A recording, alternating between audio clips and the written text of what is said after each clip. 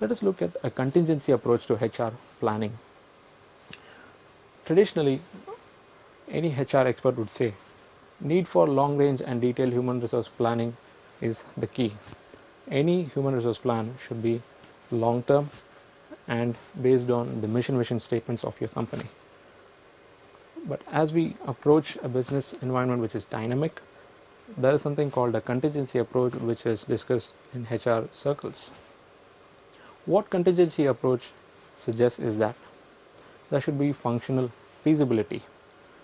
Teams which are multi-skilled, which can be used across the organization within a limited time span to respond to the challenges and crises in business. So you need a contingency approach. Flexible structures and markets and vendor workers. You have an emerging class of workers called the vendor workers who offer their services on a contract basis. They finish the job and then they leave. So this calls for a contingency approach. How are you going to tackle this vendor source? How are you going to keep a tab on the quality of the work that is delivered? So this contingency approach of HRP, as a matter of fact, identifies the measures which needs to be handled for these vendor workers. Learning organization.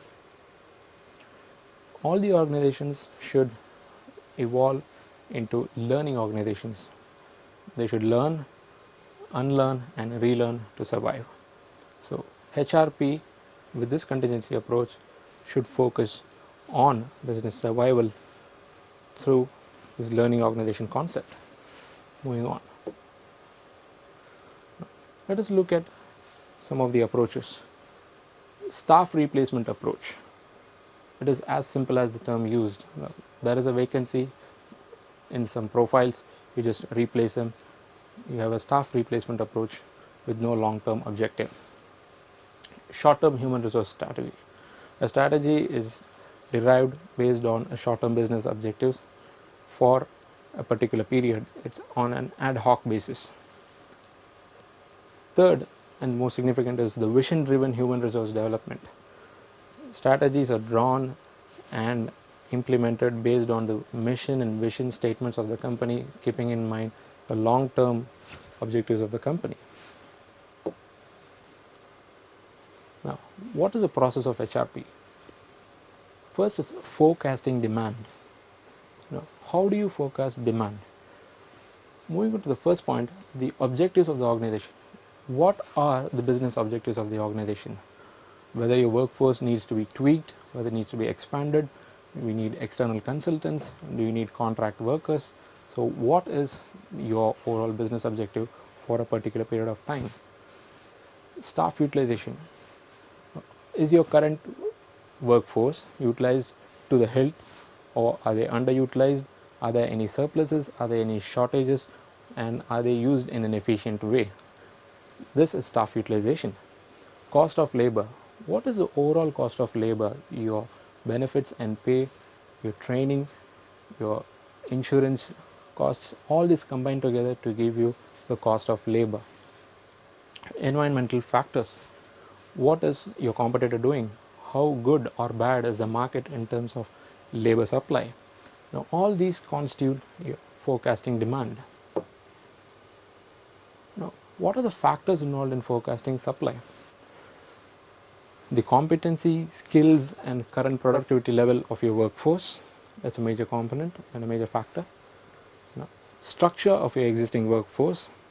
What is the age diversity in your workforce? How is it spread? What are the advantages and disadvantages of this age diversity in your existing business environment? Likelihood of changes to the productivity. What are the projects in line? What are the resources that you have in mind? How to bridge this gap? And size and structure of the workforce, whether you have the right people to fill in those gaps within the organization, or should you go for outside workforce. D is external labor market, wherein what is the current skill availability, changes in skill availability, what are the trends available, competitor activity, demographic changes, wage and salary rates. So these are the factors which constitute in forecasting supply. Now, how do you close the gap between demand and supply? Now, shortfalls may be met by internal transfer promotions. People from one department, when a project is over, can be either transferred or can be transferred with a promotion to another projects. External recruitment, find resource from the outside market and fill in the gap.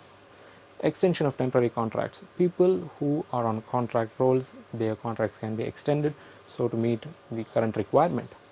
Reducing labor turnover, restricting your attrition rates by improving your retention rates is one way you can arrest the shortfalls.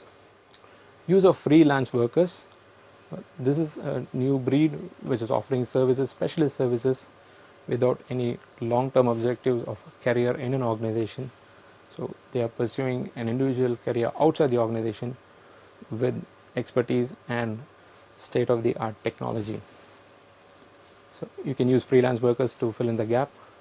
Outsourcing is another way wherein companies are finding that they can save time and money by outsourcing activities to vendors, thereby minimizing the shortage.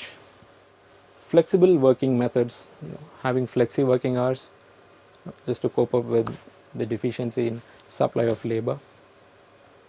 New technology, using new technology to the help, to counter the lack of resource, using information communication technology to improve the productivity levels, thereby bringing down the requirement of manpower. Now, what happens if we have surplus? Let's say restricting or freezing recruitment. During the recession of 2008, what we found was that many of the companies had surplus labor and they did not have an understanding of the external environment, and they had surplus labor or surplus workforce. Now, how did they deal with it? They restricted or froze the recruitment, in which way the inflow was stopped. Redundancies, those people inside the organization who have found to be excessive than what is required for the current business objectives were sent out. Early retirement, giving people early retirement incentive schemes, though not a happy ending to a long and cherished career, as a business strategy, businesses are adopting this measure by giving early retirement incentives, thereby your surplus is taken care of. Short contracts and flexible hours, reducing the number of working hours and having contracts for a shorter duration, thereby meeting your surplus. Eliminating overtime, the need for overtime is cut down in a lean environment and surplus is met. Redeployment of staff, people in departments who are in excessive numbers or there is underutilization can be redeployed across different departments, so that where your exact requirement is can be met and there is a surplus can be brought down.